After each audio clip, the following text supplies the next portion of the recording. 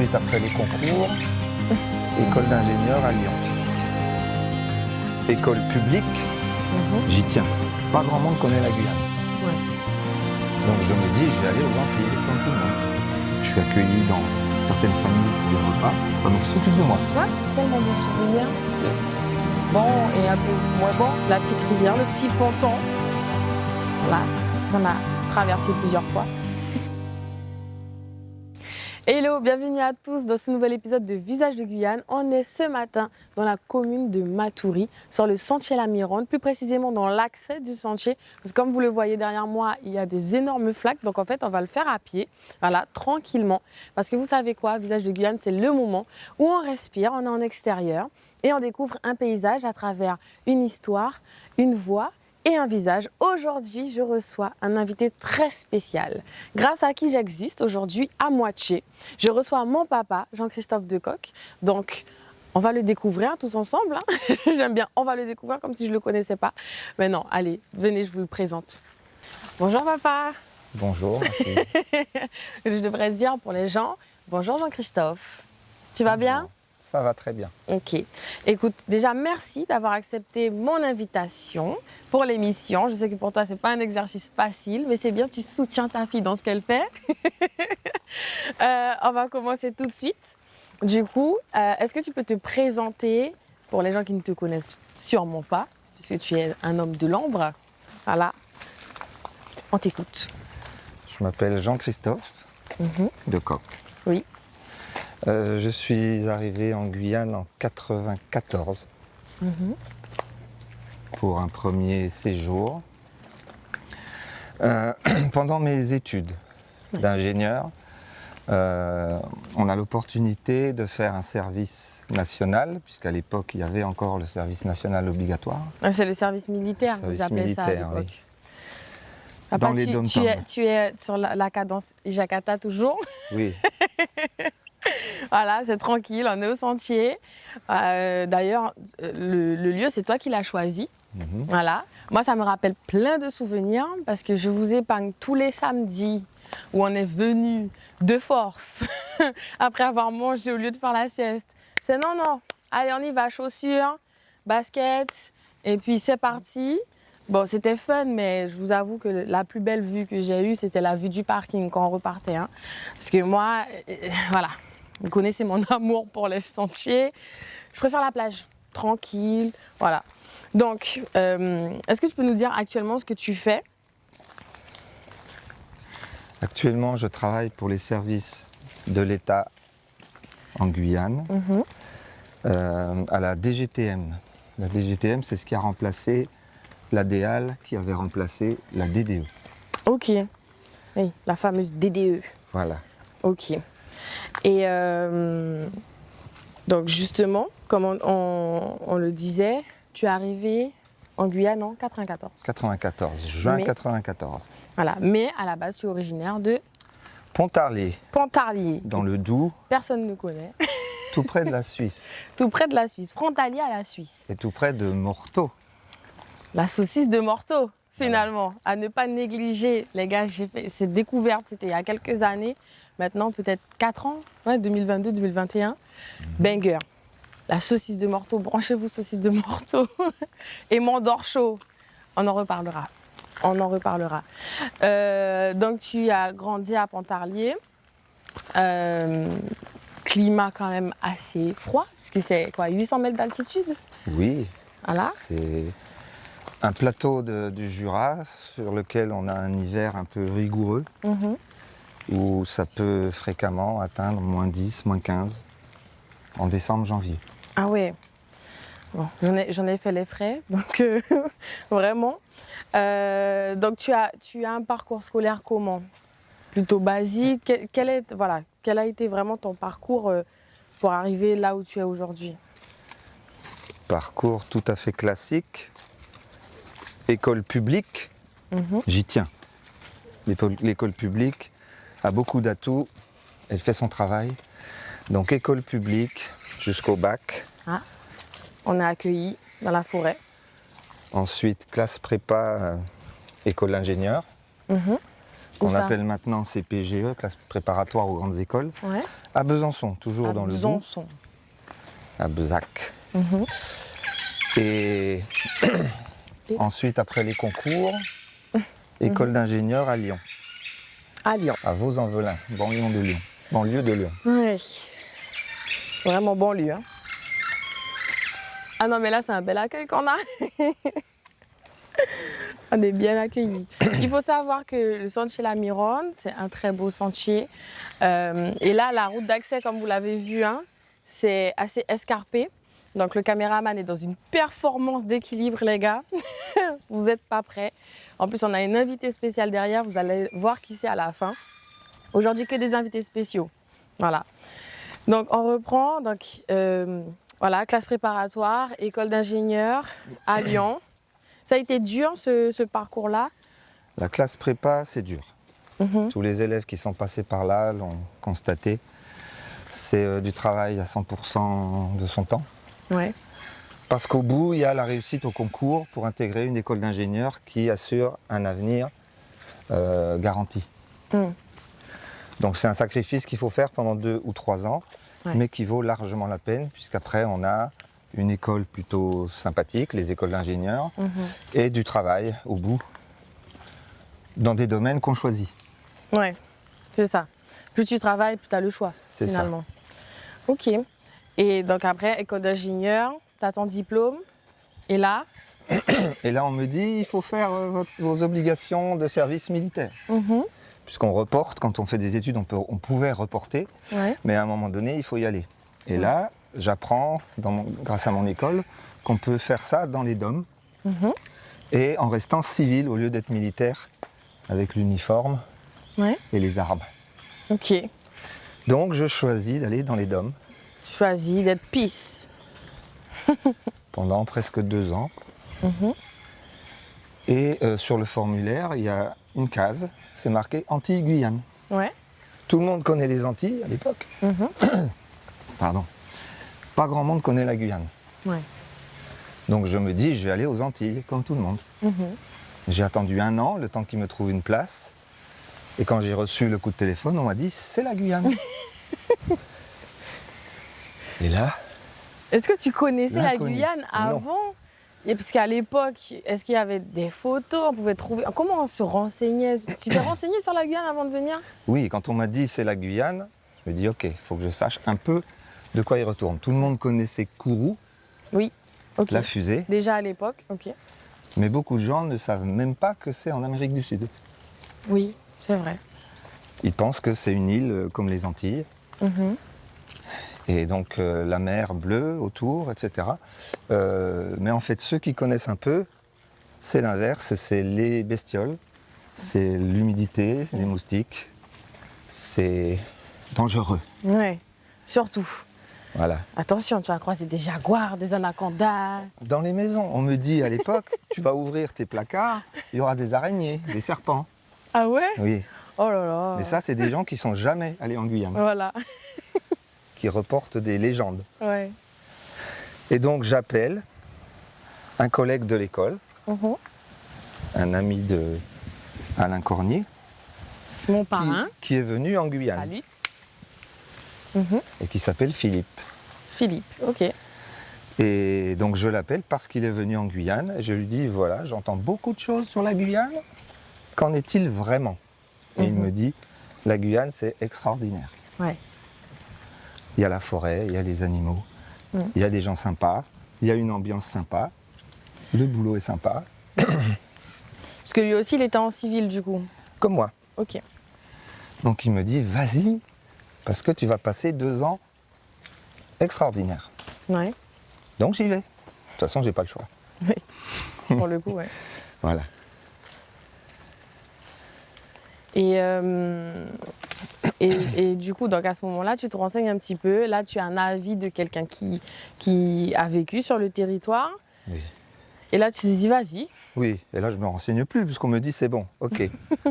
Mais de toute façon, j'avais autre chose en tête, parce que 15 jours avant de venir en Guyane, j'étais dans les Alpes, Ok. en train de faire de la randonnée à ski sur un glacier. Vraiment la même ambiance. Donc le 16 mai, je suis sur un glacier dans les Alpes et le 1er juin, je suis en Guyane Ok. Ah ouais. avec 40 degrés de différence. Bah, tu m'étonnes. Donc là, il faut s'adapter. Ouais. Et pour s'adapter, le mieux, c'est d'avoir des gens effectivement sur le territoire.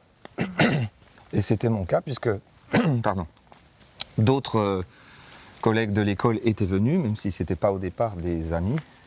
Ouais. Et donc, il y a un réseau qui s'était installé. Ok. On nous appelait les VAT à l'époque, Oui. volontaires aide technique. Donc, il y avait un réseau de VAT qui accueillait les nouveaux. Ok.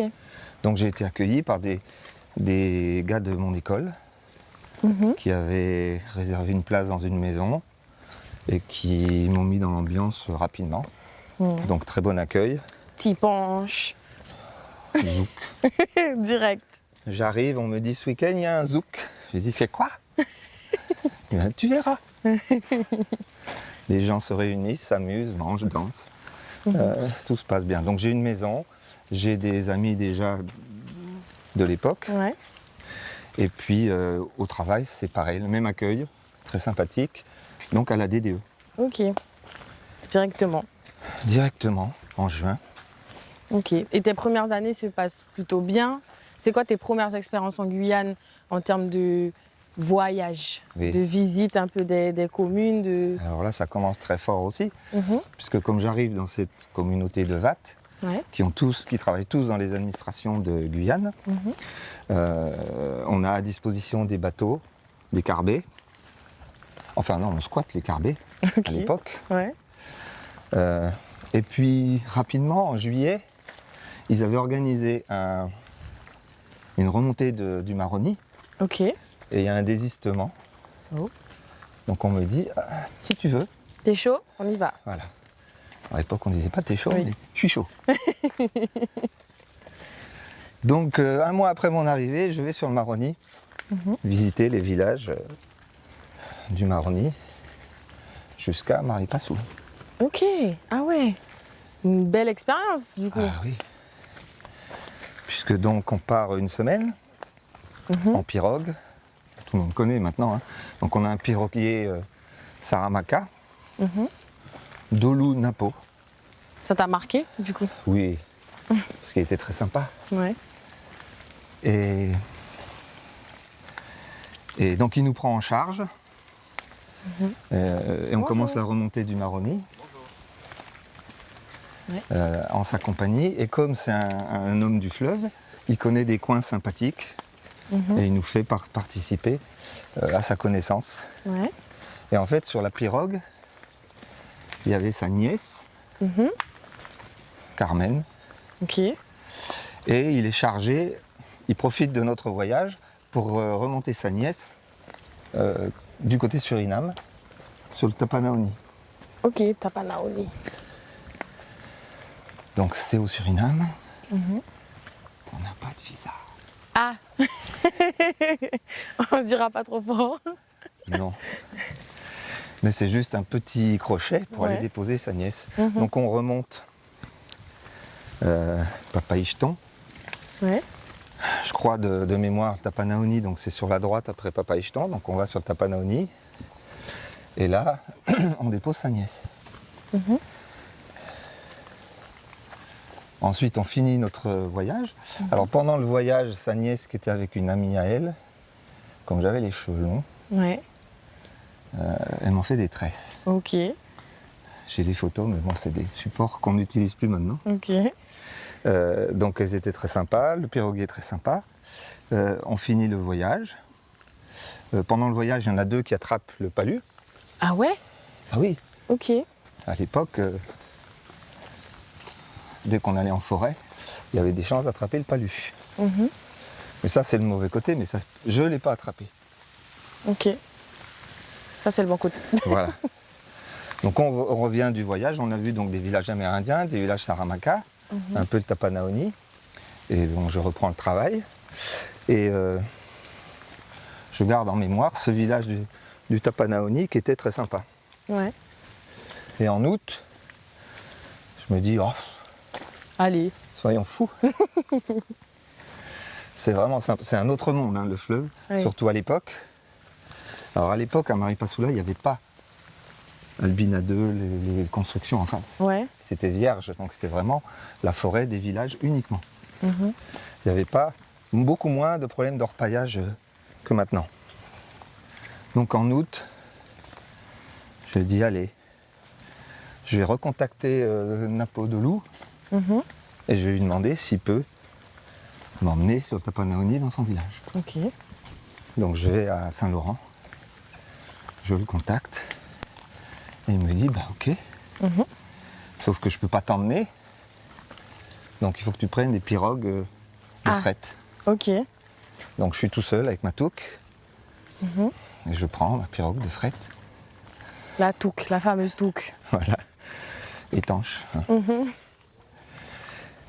Et je prends ma pirogue de fret pour aller à Grand-Santi. Et à Grand-Santi, là c'est comme à Saint-Georges maintenant, il y a des gens qui font la traversée du fleuve pour aller au Suriname. Donc là je prends une pirogue pour aller en face. Mhm. Et j'arrive dans le village de Dolou Napo, Ok. tout seul. Tout seul. Voilà, vous voyez un petit peu la folie du personnage. Tout seul. Je parle pas taki-taki, Ouais. je parle pas Saratongo. Sranantongo, Mhm. mais je me dis tant pis, on verra bien. Les gens vont être sympas. Et donc j'arrive dans le village, et c'est dans la famille de Dolou Napo, Mhm. il y avait le sorcier, Le chaman. je sais plus comment on dit en Mhm. taki-taki. Et donc il a été prévenu et il m'accueille Ok. avec une cérémonie traditionnelle. Ah. Vraiment expérience full Mais- immersion, quoi. Simple, hein. Ouais. C'est-à-dire il fait ce qu'il a à faire en tant que sorcier pour accueillir les nouveaux. Mhm. Et ensuite on m'attribue une petite case au milieu du village où je vais pouvoir dormir et manger. Ok. Ça monte. Oui. Ça monte un tout petit peu, et puis en même temps on parle, donc C'est ça. c'est sûr. Donc tu arrives dans ce village. Oui. Et tu vas me dire, mais et ton travail? Oui. Ben, j'ai dit à mon chef, je vais faire un petit voyage. Mhm. Il me dit, ok, combien de temps? Je lui dis, bah, je sais pas. On verra quand je reviens. Il me dit, bon, tu nous diras quand même, hein, parce qu'au-delà de 3 semaines, on va s'inquiéter. Bah Je dis, oui. ok, pas de problème. Donc je m'installe dans ce village, enfin je prends contact avec ce village, Ouais. où il n'y a donc que des gens du fleuve.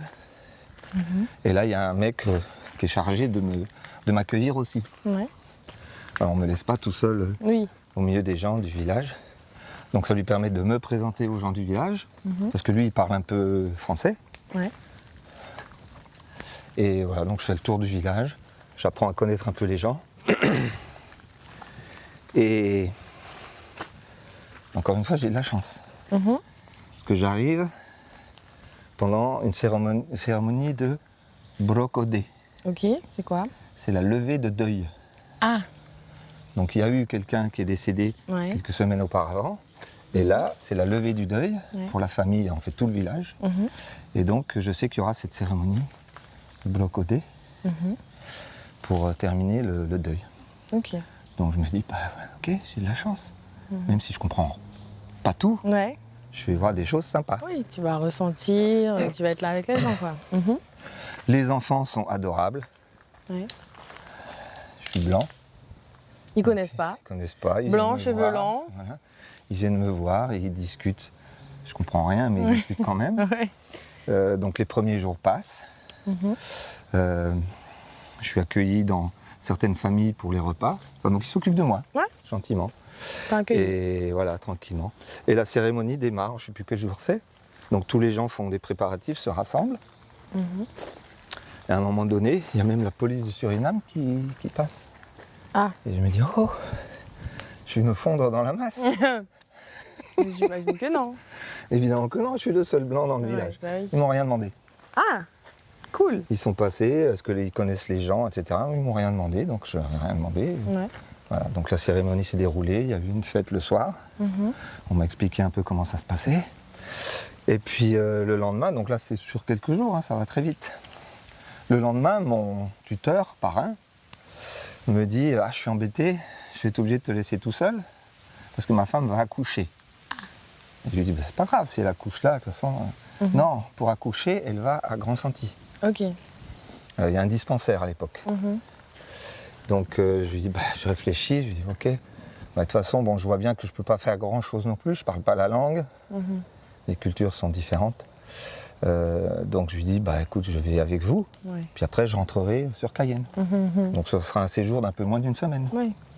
Et il me dit, ok, pas de problème, on va faire le tour du village pour dire que tu t'en vas. Je dis, ok, allons-y. Donc on fait le tour du village.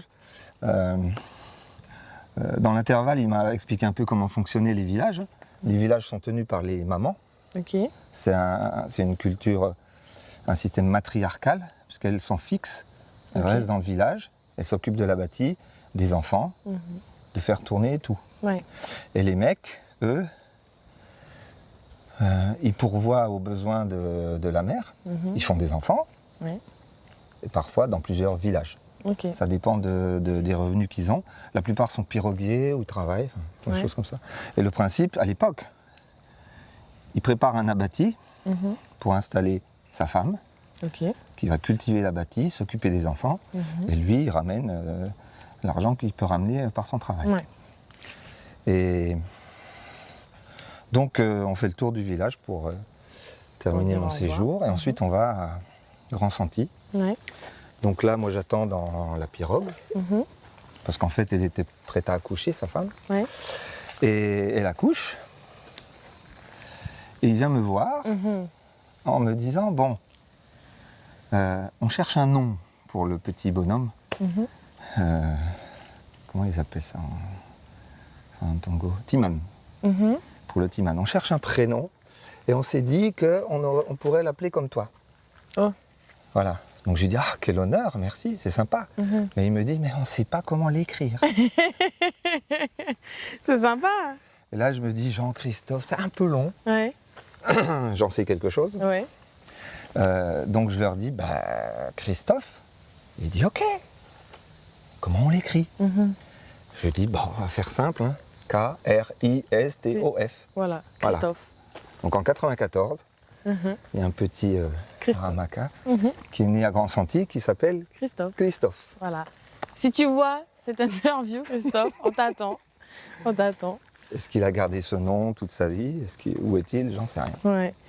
J'ai vu un chemin de fourmis manioc parce qu'on est passé devant le panneau, mais c'est la réserve du Grand Matoury, c'est comme ça qu'ils appellent ça ici. Si je ne me trompe pas, corrigez-moi si je me trompe. Voilà, on va essayer de repartir sur Palaka dans Sijakata. On est entre deux, hein, on espère, là on croise les doigts pour que la pluie nous épargne, en tout cas le temps de faire cette interview. Après on fait avec les aléas de la Guyane. Donc après cette belle expérience où il y a un petit Christophe. Un souvenir. Un souvenir. Voilà. Donc une petite semaine finalement. Et je reviens à Saint-Laurent-du-Maroni. Mais c'est pas fini. Ah. Je reviens, donc on est en juillet 94. Et si je dis pas de bêtises, il y a une Coupe du Monde de foot à ce moment-là. Donc j'arrive à Saint-Laurent. Là, je dois attendre le bus qui vient sur Cayenne, etc. Et on me dit, ouah, il y a un match du Brésil. Donc si je dis pas de bêtises, il y a une finale Brésil quelque chose en 94. Donc à Saint-Laurent-du-Maroni, il y a des Brésiliens. Donc on me dit, ah, dans le camp de la transportation de l'époque, qui n'était pas réaménagé, ils regardent le match. Donc j'y vais. Puisque j'attends. Et donc le match, il est commenté par Pelé, que tout le monde connaît, le joueur brésilien le plus connu au monde. Et malheureusement, le Brésil perd. Aïe. Bon. Donc il n'y a pas la fête après, mais l'ambiance du match est très sympa, même si encore une fois, je ne comprends rien au brésilien, portugais, mais l'ambiance suffit. Bonjour. Donc là, je peux rentrer à Cayenne. Et reprendre le travail. Donc belle aventure quand même. Oui, pour un premier mois, à peine 2 mois en Guyane, ça fait quelque chose. C'est un changement incroyable.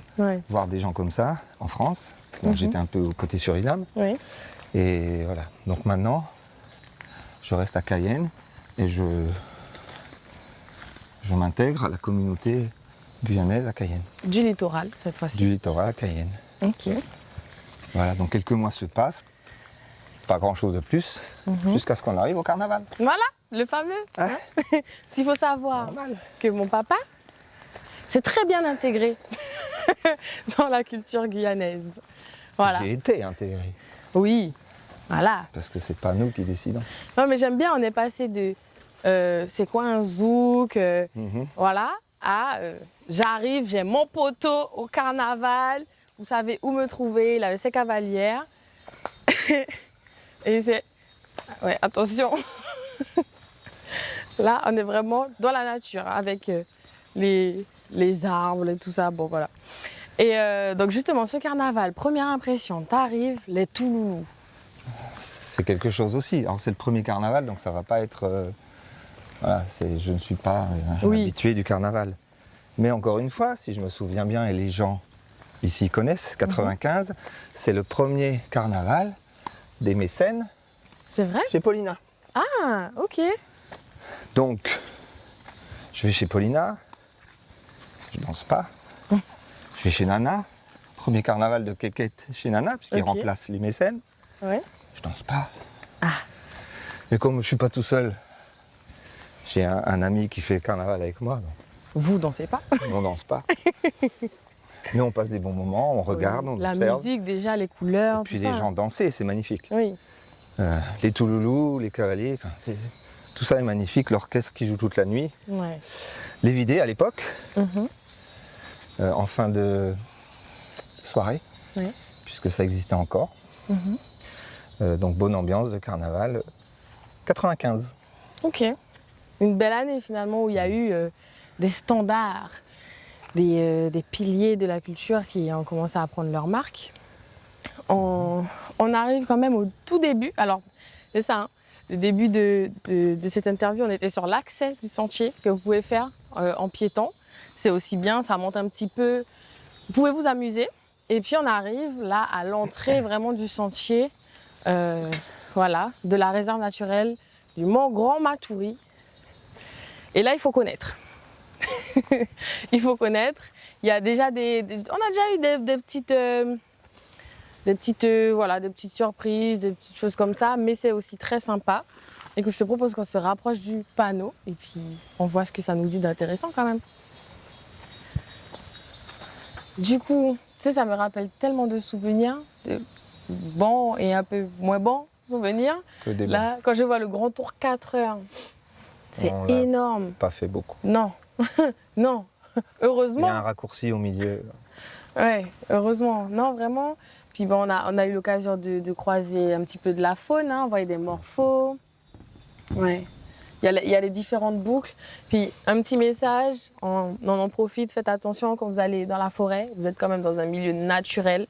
Donc on évite le plus possible les écouteurs dans les oreilles parce que, surtout là en saison des pluies, il peut y avoir des arbres, des branches, des choses comme ça. Donc faites attention à vous. Et puis écoute, nous, on y va un petit peu. Il y a une petite rivière. Oui. On s'aventure dans la forêt. Mais regarde, tu devrais y aller plus souvent. C'est un sentier pour les paresseux. Oh, petite balle comme ça. Pouah, voilà, c'est mon père, les gars. Donc, on est au sentier, sur la petite rivière, le petit ponton. Voilà, qu'on a traversé plusieurs fois. Donc, pour le carnaval, justement, toi, tu as pu, du coup, après plusieurs années, tu as commencé à danser. Puisque tu nous as raconté que tu ne dansais pas. Finalement, est-ce que tu as pris des cours pour apprendre? Non. On m'a bien gentiment, avec bienveillance, appris tout ce que je devais savoir en 95 avec les premiers Toulouse. Quand j'ai dit je danse pas, non, il y avait quand même des gens bienveillants qui faisaient danser ceux qui dansaient pas trop. Ouais. Donc on m'a appris à danser le carnaval. Et c'est quand je suis revenu, parce que j'ai fait un séjour de 4 ans à Paris quand même. Ok. C'est quand je suis revenu en 99. Voilà.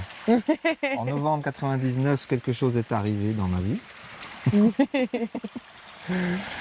Et là, je me disais d'ailleurs, mince, un bébé, carnaval arrive. Oh, qu'est-ce qu'on va faire? La solution est très simple. Vas-y. Il faut dormir en même temps que le bébé. Voilà. Si c'est 2 heures, c'est 2 heures. Si c'est 3 heures, c'est 3 Ouais. heures. Et quand on revient du carnaval, eh ben, on s'occupe du bébé. Voilà. Et ça marche tout seul. Et là, j'ai fait 15 ans de carnaval successifs. Voilà. Et donc, tu es tombé amoureux du carnaval, le touloulou, les touloulous. Moi, vraiment, j'ai connu mon papa voilà, qui avait son carnaval, c'était sacré. Il allait au carnaval, il nous laissait voilà, sous une bonne surveillance. Et puis, il partait s'amuser, il revenait. Mais pas dans une bande comme beaucoup le font, plutôt solitaire. Solo. Pas de t-shirt floqué, juste du charisme. Et c'est parti. De la danse et très bonne ambiance. Et j'ai été fidèle au mécène jusqu'en 2015. Ok. 2014. Ok. Et donc, 2015, du coup, pardon, 2015. là, ça fait 30 ans, 31 ans que tu es en Guyane. Tu as vécu plus longtemps en Guyane qu'en Hexagone. Qu'est-ce que ça a fait? Parce qu'on peut te considérer comme un amoureux de la Guyane à ce stade. Peut-être comme un Guyanais alors. Comme un Guyanais. Comme un Guyanais. Après, tu sais, même je moi, en tant que métisse, parfois on me dit, ouais, toi, t'es pas guyanaise, t'es blanche. Et c'est OK. Oui, bah, j'ai décidé de rester en Guyane parce que la famille est en Guyane et en Guyane on est bien. Ouais. Mais justement, toi, tu as fait ce choix donc, de rester avec tes enfants, mais toute la famille, de ton côté, est là-bas. Oui. Donc, est-ce que ça fait cet éloignement-là Est-ce qu'il y a eu des moments qui étaient un peu plus compliqués que d'autres Moi, je sais que quand j'étais là-bas pour mes études, le fait d'être loin de vous, pour surtout Noël, c'était compliqué. Il y a des contraintes, effectivement, parce qu'on ne vit pas avec la famille, ils ne sont pas du même côté, donc on échange beaucoup, mais on n'a pas les mêmes moments que si on était sur place, même si on y va une fois par an ou une fois tous les 2 ans. Ouais. Donc ça éloigne un peu, mais bon, il faut gérer ça. C'est des choix qu'on fait dans la vie et il faut gérer ça.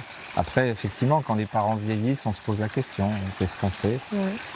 Bon, c'est vraiment des choix qu'il faut assumer de toute façon, puisque on choisit déjà pour soi. C'est pas égoïste, mais c'est simplement la vie qu'on veut mener, on l'a choisi nous. Après, on peut faire des choix en fonction des contraintes. Mais une fois qu'on a choisi, il faut être bien avec ses choix. Ouais. Ok. Et accepter les contraintes. Alors c'est sûr que les billets d'avion sont un peu chers pour aller en France régulièrement. Mais Un peu cher. Un peu beaucoup. Mais surtout maintenant. ouais, non mais en fait on voit que du coup tu as choisi la Guyane. Tu as Oui. choisi de rester, tu as choisi ce territoire avec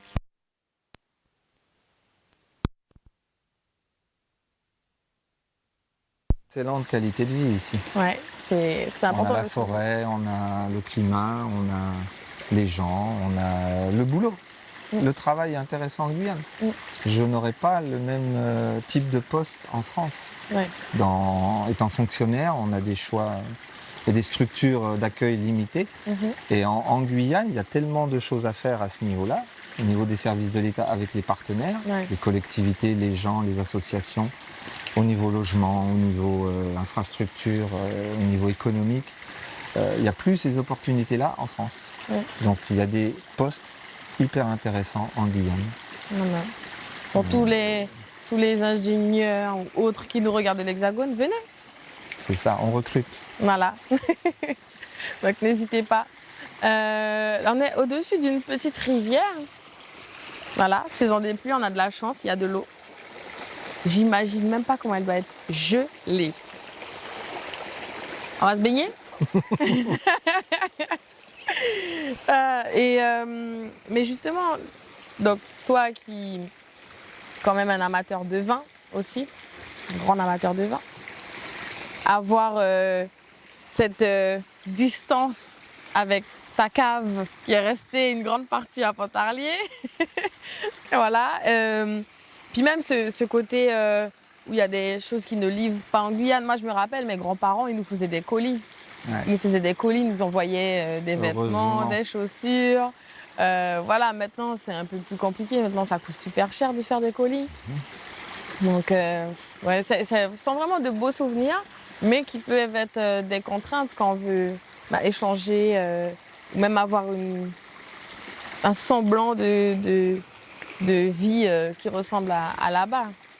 Il faut pas rester bloqué sur ce qu'on pourrait avoir dans l'Hexagone. Il y a beaucoup de choses qu'on n'a pas ici, mais il y a tellement d'autres choses qu'on fait dans la culture guyanaise ou dans le quotidien guyanais qu'on remplit une vie sans problème et sans se poser de questions. Ouais. Bah justement, en parlant de la culture guyanaise, tu as déjà fait du bouillon d'Awara. C'est bientôt la période du bouillon d'Awara. Peut-être que j'en ai trop mangé. Je suis bloqué ici. Ah, c'est ça. On te dit quoi? Tu goûtes le bouillon d'Awara, tu ne repartiras pas. C'est ça. Donc, écoute, très contente que tu sois restée, parce que c'est grâce à ça que je suis là aujourd'hui. mais ouais, en fait, c'est ça, c'est que du coup, on t'a intégré, comme tu dis. Parce que je dis, oui, tu t'es intégré, mais en fait, on t'a intégré.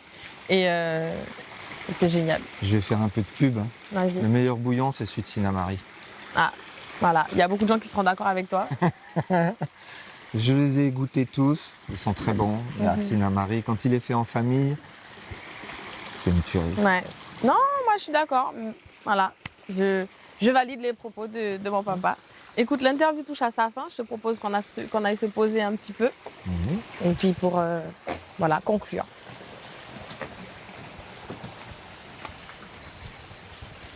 Donc on est posé tranquillement, comme si ces deux troncs d'arbres étaient destinés à ça finalement. Et il y a des questions que je pose à tous mes invités. Toi, en l'occurrence, en plus, la situation pourrait se proposer à toi. Tu as quelqu'un qui ne connaît pas du tout la Guyane, qui vient. Tu peux l'emmener à un seul endroit, tu l'emmènes où? À Caux. À Caux? Oui. Pourquoi? Caux, c'est magnifique. Oui, c'est vrai. C'est vrai. Je l'ai fait en plus en décembre. C'est très beau. À Caux? Oui. Et tu lui fais manger quoi? Poisson, un peu de gibier si c'est possible. Un plat. Ah, un plat. Un plat. Bouillon d'Awara. Simple. Caux, bouillon d'Awara. Et oui. Et puis, dans l'avion. Allez. Et si tu pouvais voir le Jean-Christophe qui vient de souffler sa 10e bougie, tu lui dirais quoi? Renseigne-toi sur les territoires d'outre-mer pour voir plein de choses. Commence à y penser. Alors peut-être même pas forcément en France, mais il y a tellement de choses à voir en outre-mer, en dehors de la France. Ça ouvre des perspectives, ça ouvre l'esprit, surtout pour des jeunes. Ouais. Beau message, beau message. Et on n'a pas parlé de ça, mais ça vient de me traverser l'esprit. Ton amour pour les plantes, c'était déjà avant ou c'est vraiment arrivé en Guyane? C'est en Guyane et c'est même pas les plantes, c'est les palmiers. Les palmiers? Oui. Palmier, c'est une plante extraordinaire. Ça va du tout petit palmier au très très très gros palmier, avec plein d'usages différents, avec les feuilles du toulouri par exemple pour faire les toits, avec les graines, wassaï, paripou, maripa. Maripa qu'on vient de voir sur la route. Awara évidemment. Alors l'awara c'est quand même le palmier que je déteste le plus. Avec les piquants, tout ça. Ouais. Il est agressif. Ouais. T'en as eu plusieurs fois dans les doigts? J'en ai eu beaucoup. Même dans la tête. Ah ouais? Ouais. Ah oui. Voilà. Mon père et ses aventures. Parfois, il va te dire je suis tombée du plafond. Et c'est tout à fait normal, parce que c'est mon père. Il est toujours dans un truc à faire. Sans avoir rien bu avant. Hein. Voilà, surtout. Il est toujours dans une aventure. Il allait couper un manguier. Il s'est fait piquer par des fourmis, des guêpes, des trucs. Bon, voilà. C'est aussi la Guyane. Oui, mais pour le coup, là, tu es en immersion totale. Et je me rappelle, tu ramenais aussi des bambous. J'ai essayé, oui, de construire un pare-soleil en bambou à Matoury. Et du coup, les garçons du quartier l'appelaient bambou à tort. C'est pour vous dire. C'est pour vous dire. Mon père, c'était bambou à tort. Voilà. Voilà. Bah, écoute, on finit sur cette belle note. Merci encore pour ce petit temps que tu m'as accordé, de soutenir ce que je fais aussi. Et d'avoir fait découvrir aux gens qui ne connaissaient pas ce sentier La Mirande, N'hésitez pas, nous on a été vraiment qu'au début parce qu'on a fait toute l'allée qui est aussi agréable, on voulait aussi montrer cet aspect-là. Et avec la caméra, le caméraman en marche arrière, ça allait être compliqué parce qu'il faut être vraiment debout sur ses deux appuis pour faire ce sentier-là. Mais en tout cas, voilà, je vous remercie d'avoir suivi l'épisode. Et puis notre invité spécial qui a été là pour assurer la sécurité du caméraman. Vous l'avez pas vu, c'est ma petite nièce Kessie qui regarde tous les épisodes, pas vrai? Oui. Voilà. Et elle a enlevé les branches du passage. Elle a dit attention, attention. Vous l'avez pas vu, mais elle était là. Voilà. Visage de Guyane, finalement. Vous avez Il deux. a attrapé une fleur. Voilà. Elle a attrapé une fleur, les gars. Vous avez deux nouveaux visages de Guyane. Et puis nous, on se retrouve très bientôt pour un autre épisode. Au revoir. Au revoir.